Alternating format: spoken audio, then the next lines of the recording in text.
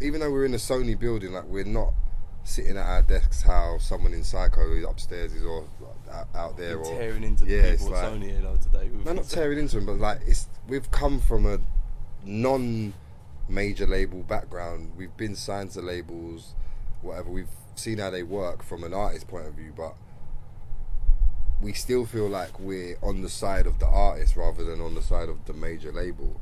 So we want our situation to be as natural and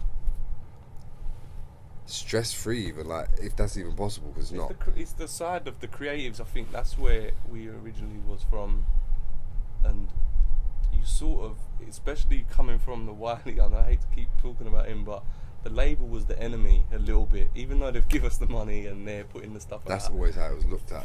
From him, he was always like, you know, these guys, they don't get what we're doing really, but we just need them to promote our stuff, blah, blah, blah. But, you know, watching it and, like, from my own thing was, we got on alright with the label. You know, I like the way they've done stuff, and we've just taken that in, like, the stuff that we like, points from them for how we run our stuff here. And yeah. Bonkers is like the one that most people have kind of. But there's others as well. Yeah, like Bonkers is the first like artist. Like we've got like 4 producers who we had already signed.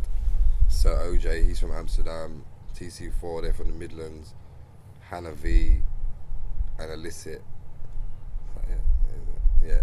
So all 4 of those are producers, and then we made a conscious decision and said, look, like, there's no way all this grime stuff can be going on and we're not having some sort of involvement in it. Like, we need to get back in the studio, we need to sign some grime things, we need to just be involved in it, because that is our, as you know, that's where we're from originally. So around that sort of time, I was just been started playing the Bonkers track. I think like only couple of DJs had been playing it, and just the reaction I was getting from it was more than normal. And I'd already been playing some Bonkers tracks before that, so we knew of Bonkers. We'd met Bonkers. He came down to Pitched Up the night, and we just said, why don't we just get this track and see what we can do with it? And sat down with Bonkers, sat down with his manager Anthony, who we knew for years already, and we just all seemed to be on the same page, and it just kind of made sense for us to do it. And we just want to like just keep building and signing stuff that we like. Firstly, like, we're never going to sign something for just a business move. Like, we want it to feel natural. We want to look back in 10 years and say, alright, that might not work, but we still like that. We still would have stuck with that. Do you know what I mean? We want it to feel organic. That's the thing. We're notoriously known for breaking guys. That's our thing. Yeah. We want to do that. Like, people that are from our world and what we know about, that's what we know best. That's what we're specialists in. That's what we've learned in these buildings. You know, they have specialists in this music and that music. We're the specialists in this. You know, I'm not saying that we're the only ones, but, you know, we know. I think it's fair to say I feel like I know what a good crime track is.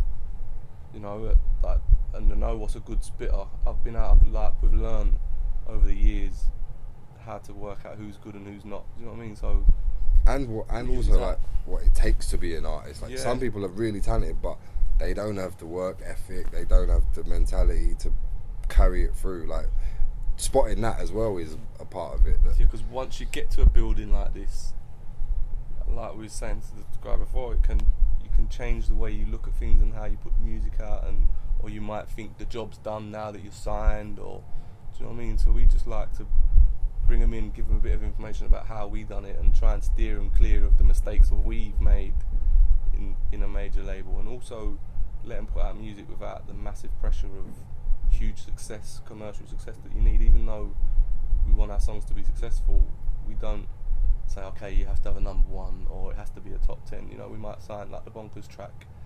In our opinion, we didn't. You know, we can't see radio taking to it and saying, so it goes #1, because the chorus is quite controversial what it says. But we love the track. That's what we want to be representative of our label, of Pitched Up.